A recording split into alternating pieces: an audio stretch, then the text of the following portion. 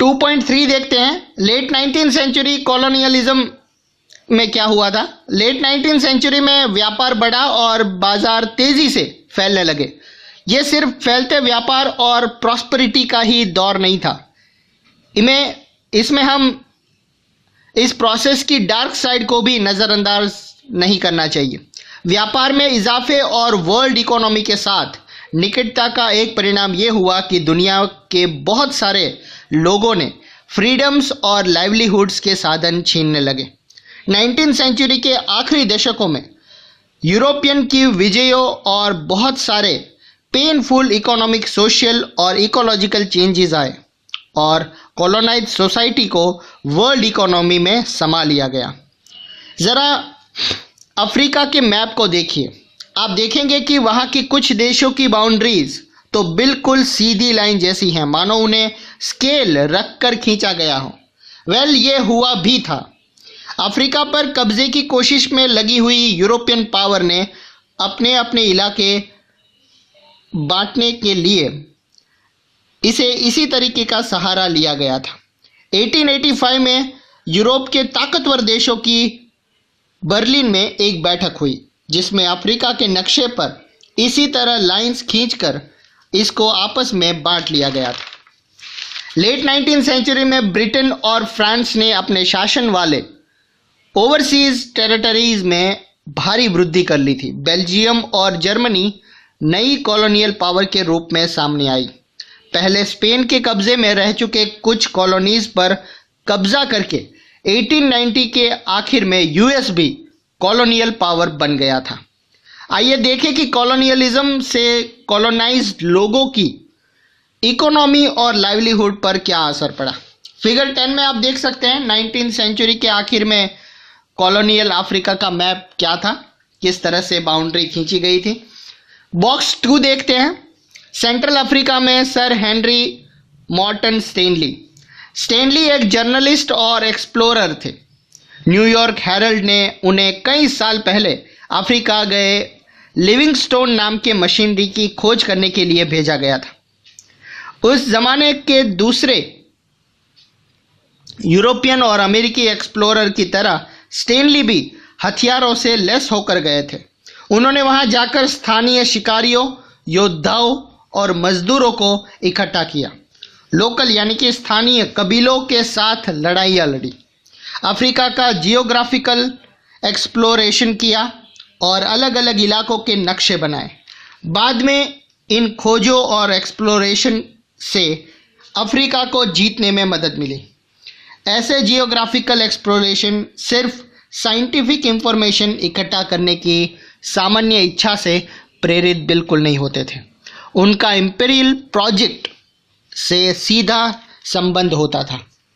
Figure 11 में आप देख सकते हैं कि सेंट्रल अफ्रीका से सर हेनरी मॉर्टन स्टेनली और उनकी टोली इलस्ट्रेशन लंदन न्यूज़ 1871। 2.4 देखते हैं, रिंडरपेस्ट और द कैटल प्लेग। अफ्रीका में 1890 के टाइम में रिंडरपेस्ट नाम की डिजीज़, एक बीमारी बहुत तेज़ी से फैल गई।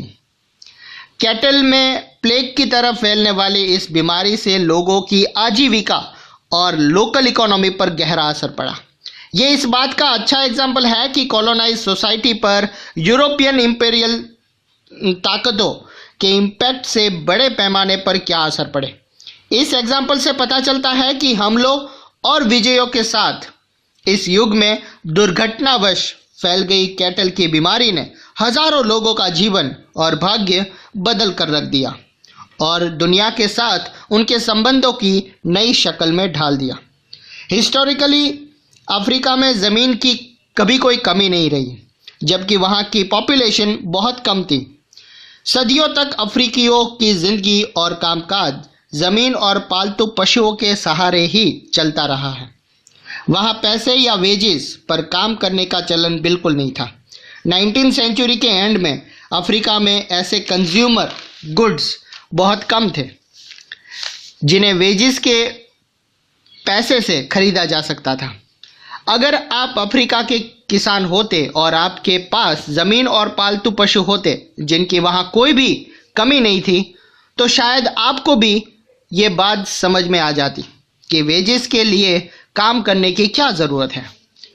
फिगर 12 में आप देख सकते हैं कि ट्रांसवाल गोल्ड माइन तक ट्रांसपोर्ट, द ग्राफिक 1887। विल्स नदी को पार करना ट्रांसवाल की गोल्ड माइन तक पहुंचने का सबसे छोटा और आसान रास्ता था।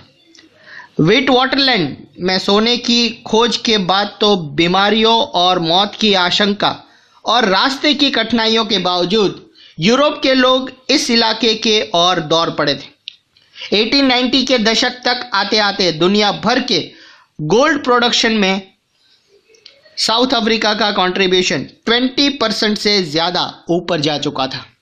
लेट 19th सेंचुरी के आखिर में यूरोपियन पावर्स अफ्रीका के विशाल लैंड और मिनरल्स को देखकर इस जगह की ओर आकर्षित हुई थी। यूरोपियन लोग अफ्रीका में प्लांटेशन और माइंस करना चाहते थे ताकि उन्हें वापस यूरोप भेजा जा सके, लेकिन वहाँ एक ऐसी प्रॉब्लम आ गई जिसकी उम्मीद उन्हें बिल्कुल नहीं थी।